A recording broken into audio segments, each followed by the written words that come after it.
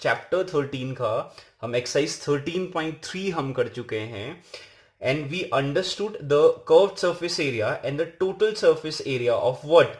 A cuboid, cube, cone, cylinder. Now it's time to understand the sphere and hemisphere. If you are talking about sphere, तो don't confuse this with what a circle. अगर हम circle की बात करेंगे तो वो circle 2D shape वाला होता है और स्पेयर की बात करेंगे तो वो 3D शेप वाला होता है. एग्जाम्पल, बेस्ट एग्जाम्पल है बैंगल.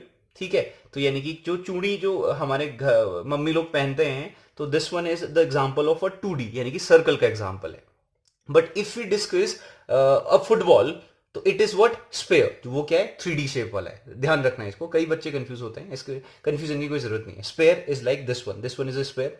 अगर इसी को मैं बीचों बीच से काट दूं तो वो क्या बनेगा? अपने आप में हेमी स्पेयर बनेगा. इसके लाइव एग्जांपल्स हमारे पास बहुत सारे ऑलरेडी होते हैं. ठीक है, इनमें कंफ्यूजन की कोई जरूरत नहीं है. तो एक्सरसाइज 13.4 के लिए हमें इन दोनों चीजों को समझना होगा और इसके कर्व्ड सरफेस एरिया और टोटल सरफेस एरिया को समझना पड़ेगा. You know the difference between the CSA and TSA. इसको बताने की जरूरत नहीं है, मैंने सबसे पहले डिस्कस किया हुआ है. तो अगर स्पेयर की बात करें, उसका कर्व्ड सरफेस एरिया की बात करें, तो वो होता है, ध्यान रखना, 4πr². अगर मैं बात करूं, अगर ये 4πr² स्पेयर का क्या है? अपने आप में कर्व्ड सरफेस एरिया है, तो टोटल सरफेस एरिया क्या होगा? हमें पता है टोटल सरफेस एरिया क्या होता है. कर्व्ड सरफेस एरिया के साथ साथ पे इसका टॉप और बॉटम हम क्या करते हैं? इंक्लूड करते हैं.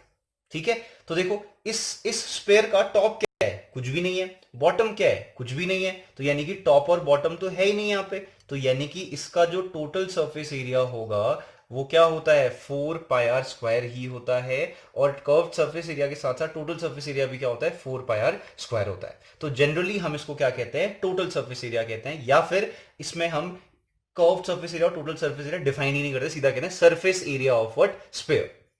ठीक है, कंफ्यूज मत होना, कुछ भी बोले, बात एक ही है, 4πr² की बात है.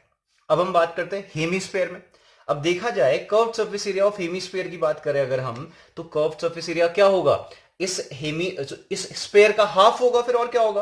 तो यानी कि इसका कर्व्ड सरफेस एरिया क्या था? 4πr² था. इसका हाफ अपने आप में क्या होगा?